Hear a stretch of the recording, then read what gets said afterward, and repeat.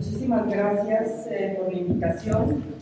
Estoy muy cómoda de sentirme parte de un grupo que ha venido trabajando estos temas, los temas que nos están convocando. Y sobre todo me da muchísimo gusto estar en esta mesa con ustedes. Vengo de otro seminario, que es un seminario, digamos, aliado, hermanos, y que en esta ocasión le tocó realizarse en simultaneidad. Les invito a que vean en el CEICH colgado el video, lo voy a ver con ustedes. Sinceramente le di varias vueltas a qué exponer acerca de esta articulación entre cuerpos y violencia. Y por mi defecto, vengo de la sociología y de sus imbricaciones con la antropología, pues por defecto me preguntaba, bueno, ¿cómo articulamos cuerpos y violencia? ¿Desde dónde? ¿Desde qué cuerpos específicos? ¿En qué contextos determinados? Creo que el mover, la articulación hacia el dónde, el cómo y el cuándo, ¿no? Y con quiénes y desde quiénes, me permitió hacer, un trazo muy general de algunas de las ideas con las que trabajamos distintas líneas de investigación en el campo en el que me desenvuelvo en los estudios latinoamericanos y que tienen que ver con líneas de investigación que desarrollan práctica y empíricamente los colegas del doctorado en estudios latinoamericanos con quienes trabajo. Trabajamos específicamente haciendo eco a una aportación de Elsa Blair a los estudios latinoamericanos de la violencia. Trabajamos justamente rotulando lo que podría ser una historia regional, una historia de América Latina a partir de la enunciación. Volvemos a esto, al lugar de las enunciaciones de lo que son o han sido en la historia reciente y pasada la catástrofe. Por otro lado, procuramos la experiencia de esta catástrofe en lugares específicos: Perú, Argentina, Chile, Honduras, El Salvador, a partir, y podemos decir también México, a partir de lo que son o han sido las masacres. Es decir, cómo se constituye una masacre, sobre cuáles mecanismos una masacre es posible. Este tipo de preguntas y de rotulaciones acerca de lo catastrófico como, un lugar de enunciación de la historia latinoamericana y la experiencia con, llámese la devastación, el desastre, el propio sentimiento de que en el lugar, el acontecimiento de fuerza y de violencia ocurrido ha borrado con todos los criterios de convivencia y con todos los criterios posibles para entender y comprender el mundo. Creo que aquí hay una distinción muy importante. Tienen que pensar no necesariamente con objetos, con situaciones muy específicas, sino con lo que podríamos llamar estos lugares de enunciación que son difusos, caóticos y que están marcados no por las evidencias, sino por lo que nos estamos enfrentando hoy en día en México, con los restos. Y no solamente los restos del cuerpo, sino con sus cenizas. Es decir, ¿cómo podríamos volver a reescribir una historia a partir de las cenizas? Esta pregunta no la hago yo, por supuesto. Creo que hay una sintonía en esta mesa acerca de esta problemática. Partimos de que si no hay posibilidad de constituir, como en el pasado, una historia narrada, ¿no? Una historia que sea narrada con cierto orden, desde el desorden empírico y el caos de la realidad, es importante volver a preguntarnos, ¿sí?, desde nuestra condición de investigadores, desde nuestra condición de etnógrafos, ya sea etnógrafos del periodismo, etnógrafos artistas o etnógrafos, sociólogos, antropólogos, tenemos que preguntarnos cuáles van a ser justamente, ¿no?, los objetos y los comienzos de nuestra interrogación sobre las catástrofes y las masacres.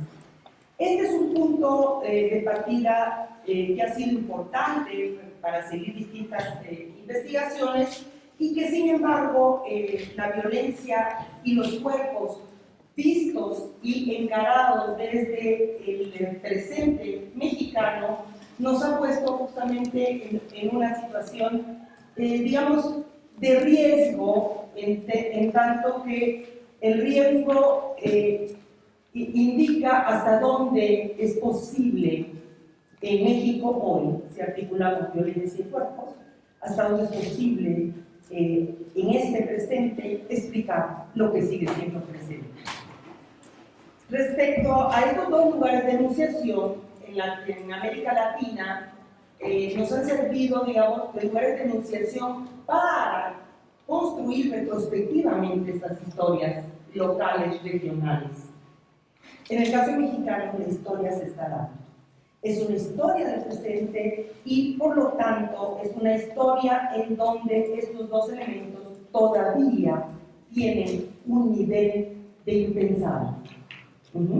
Gracias a investigaciones como las que estamos oyendo, la labor que está siguiendo, hemos, digamos, podido avanzar en términos de qué es lo que está pasando en México. Yo prescindo hoy, aquí, no siempre, pero yo prescindo hoy aquí, digamos, de los dos vectores o del vector de vida y muerte que podrían ser definitorios para entender el presente mexicano en términos de sus contextos múltiples de violencias. Prescindo porque justamente le estoy dando la vuelta hoy, en este momento, a la problemática con la que nos podríamos centrar si seguimos el vector de vida y muerte, y es la problemática que ubica el problema de la violencia y nuestra existencia como límite marcado por la muerte posible, y en México por la muerte que se está ejecutando. Bueno, si explicamos esta articulación cuerpos-violencia desde, digamos, la condición del Estado social y del Estado social y su institución, el Estado mexicano, no sé si sea hoy tan necesario volver a preguntarnos con Foucault en defender la sociedad hasta dónde y cómo se está moviendo esta máxima del Estado moderno definido por el hacer vivir y dejar morir. Cuando esta, digamos, sentencia permitía una distinción histórica muy precisa y lo que yo digo en varias partes, Foucault ni la misma sentencia alcanzó a visibilizar lo que ha mencionado justamente en esta mesa mi colega antes. No se llegó a visibilizar que en esta sentencia, en esta, digamos, tensión, el problema de la muerte iba a ser justamente el determinante de la historia del presente en las sociedades contemporáneas.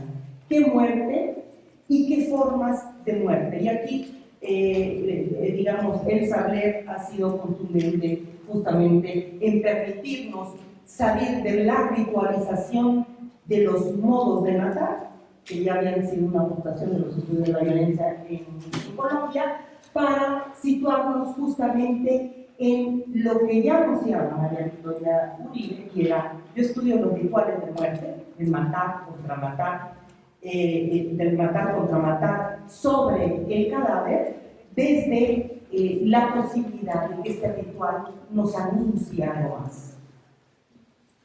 El ritual, por lo tanto, no está solamente en su operación como un acto de repetición en contextos de violencia, sino en el poder de lo que anuncia.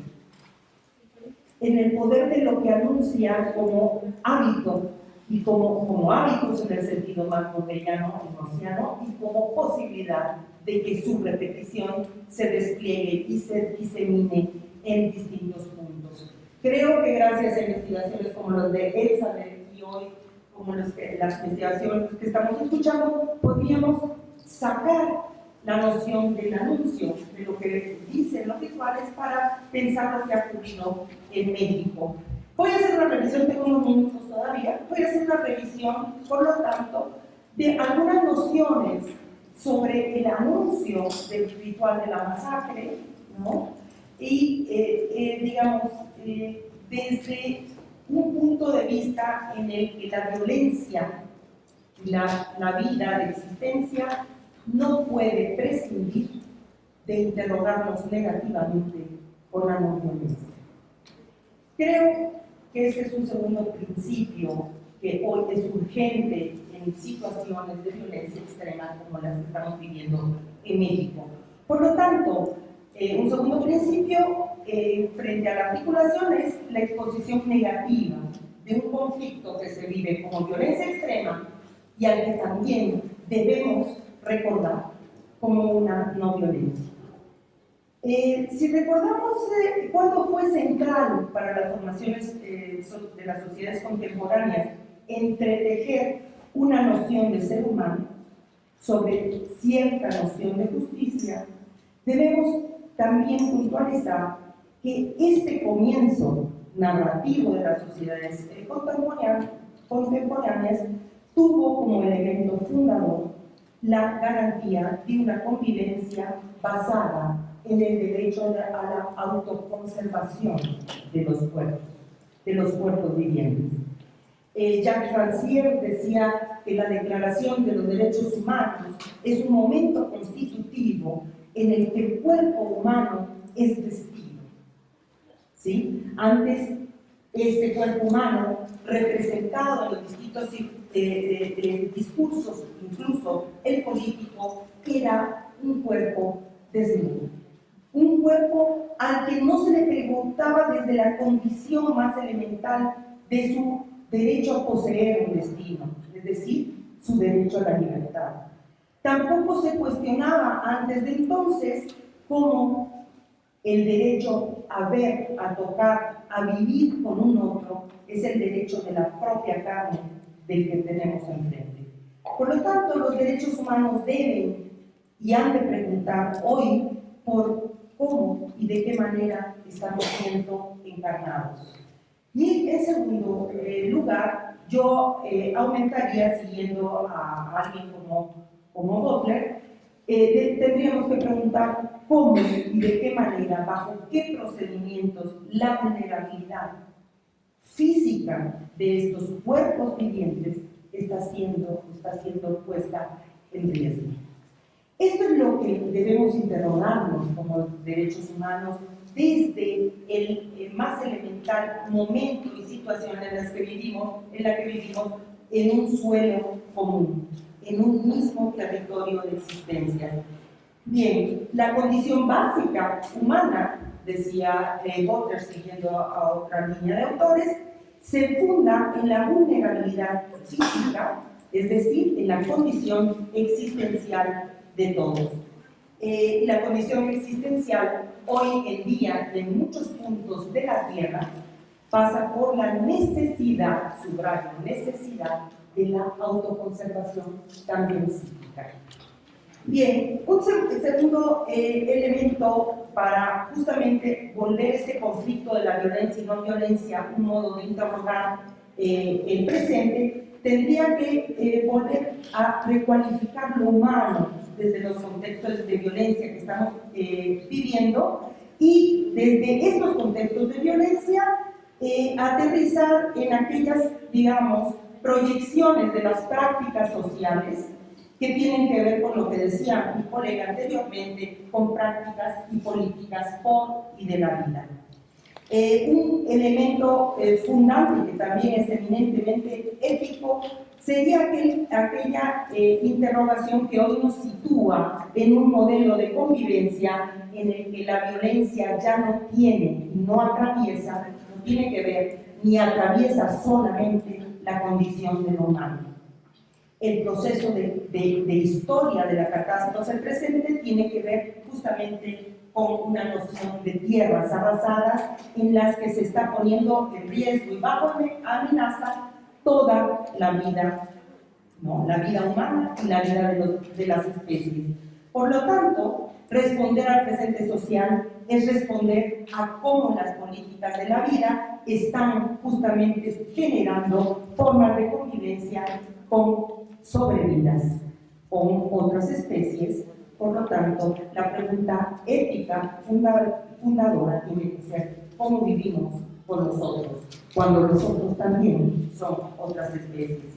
Voy rápido porque no quería dejar de ofrecer algún elemento etnográfico de este conflicto violencia-no violencia, y es aquel en el que justamente las etnografías que tienen por objeto las experiencias hoy se debaten entre organizar el material archivístico de lo que producen las vidas humanas, las organizaciones sociales y, digamos, las distintas formas de activismo, y posteriormente hablar, narrar desde las experiencias que de lo real han tenido estos grupos y que conservan y diseminan estos archivos.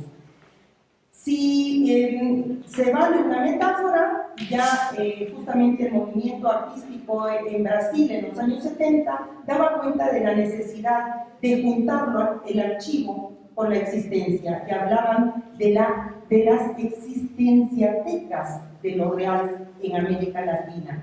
Es decir, aquellos archivos y registros que cotidianamente impactan la historia del presente y hacen aparecer los agujeros negros, esos puntos de violencia extrema innombrable que de los cuales la palabra ya no da cuenta. Es importante, por lo tanto, recurrir hoy en día a otros lenguajes.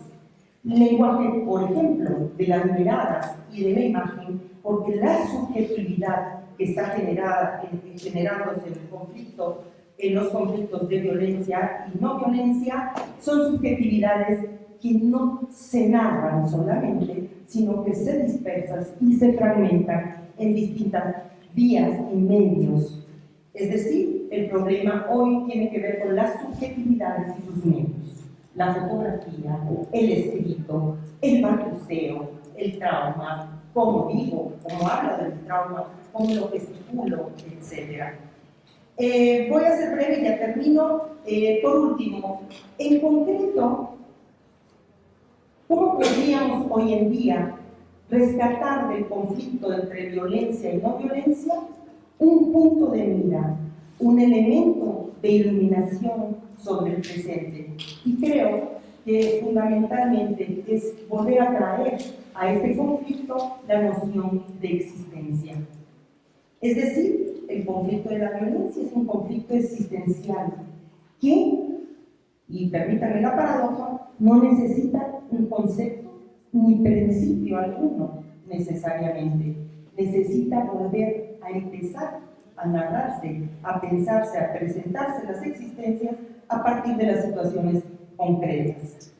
Este es un elemento eminentemente ético, porque si el necropoder ha sido, por ejemplo, una clave de interpretación para las violencias extremas en el país, con lo cual coincido, fue aquelmente, retrotrayéndose de su propio planteamiento, el que nos puso la imagen del recuerdo sobre lo que realmente podíamos pensar de la necropolítica.